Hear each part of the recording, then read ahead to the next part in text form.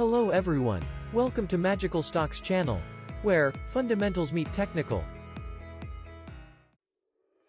Kalagitnaan na ng January 2021 at ito ang aming naka-schedule ng pagbili ng ikalawang set ng mga magical stocks kung titignan sa aming worksheet.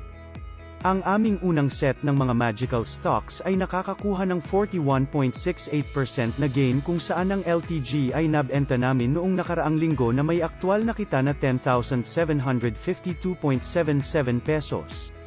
Nag-add kami ng column ng dividend payment upang idagdag ito sa aming P&L. Sa video na ito, ipapakita namin sa inyo ang pag-screen na ginawa namin para sa pagbili ngayong buwan na ito. Bago kami magpatuloy sa aming pag-screen, at kung interesado kang mag-invest gamit ang aming magical stocks o nais lamang na i-check ang pagiging epektibo ng aming sistema, mangyaring i-like ang channel na ito, mag-subscribe at pindutin ang notification button upang mapanatili kang updated kada linggo. Narito ang sorted blue chips base sa 2021 PER.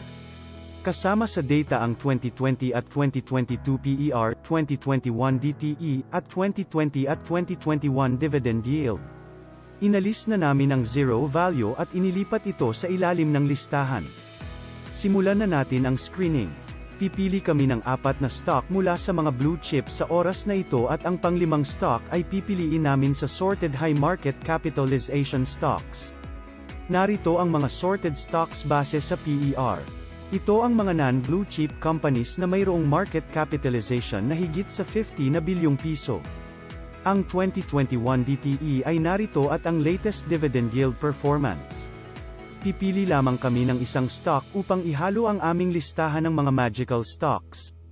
Ang aming top na undervalued index stock ay ang DMC na nakalista na bilang aming magical stock. Skip namin ang pagbili ng stock na ito. Pwede mo pa rin itong bilhin, tingnan lamang ang trend at ang upside ng stock. Susunod ay ang LTG na isa ring magical stock, lalaktawan namin ang pagbili ng stock na ito. Ang pangatlo ay ang MEG na nakalista rin sa aming unang batch ng magical stock. Pang-apat ang MBT, na mayroong PER na 8.6 at 6.32 DTE. Ang DTE nito ay nasa itaas ng aming 5.5 threshold, lalaktawan namin ang pagbili ng stock na ito. Panglima ay ang GT Cup na kung saan ito ay isang magical stock, lalaktawan namin ang pagbili ng stock na ito. Ang susunod na stock ay ang MPI na mayroong PER na 8.72 at isang DTE na pumasa sa aming 5.5 threshold na katumbas ng 1.95. Nagbayad ito ng 2.58% dividend sa presyo ng bawat share nito na 4.4. Pangpito sa aming listahan ay ang FGen na mayroong PER na 9.47 at isang DTE na 1.12. Ito ay isang stock na nagbabayad ng dividend na may 1.99% na yield. Ikawalo ay AEV na mayroong PER na 10.3 na may 2.24 DTE na pumasa sa aming threshold. Nagbayad ito ng isang 2.75% dividend yield. Pangsyam ay ang TEL na mayroong PER na 11.4 na may DTE na katumbas ng 3.75 na pumasa sa aming threshold. Nagbayad ito ng isang 5.75% dividend.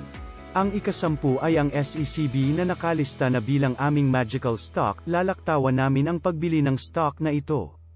Nasa pang-11 ay AP na mayroong PER ng 12.7 na may 2.27 DTE. Pumasa ito sa aming threshold. Ito ay isang stock na nagbabayad ng dividend. Nakumpleto na natin ang listahan para sa ating pagpili ng magical stocks. Ang mga stock na pumasa sa aming screening ay MPI, FGEN, AEV, TEL, at AP.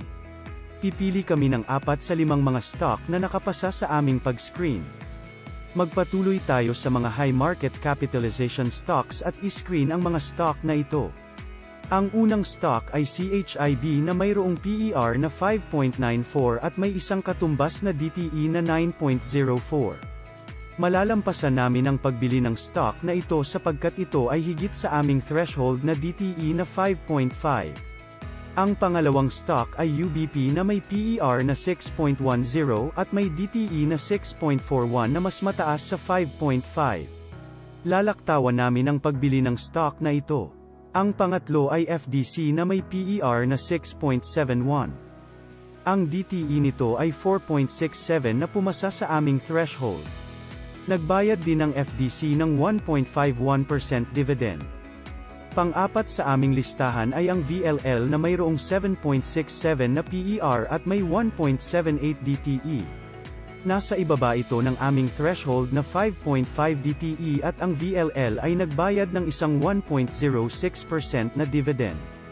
Panglima sa aming listahan ng MFC na may PER na 9.24 ngunit may isang napakataas na DTE na 15.67. Malalampasan namin ang pagbili ng stock na ito.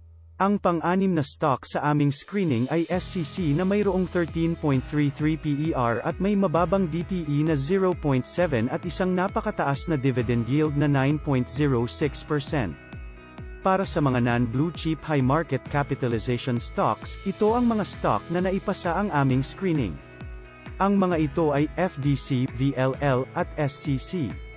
Pipili kami ng isa bilang aming magical stock.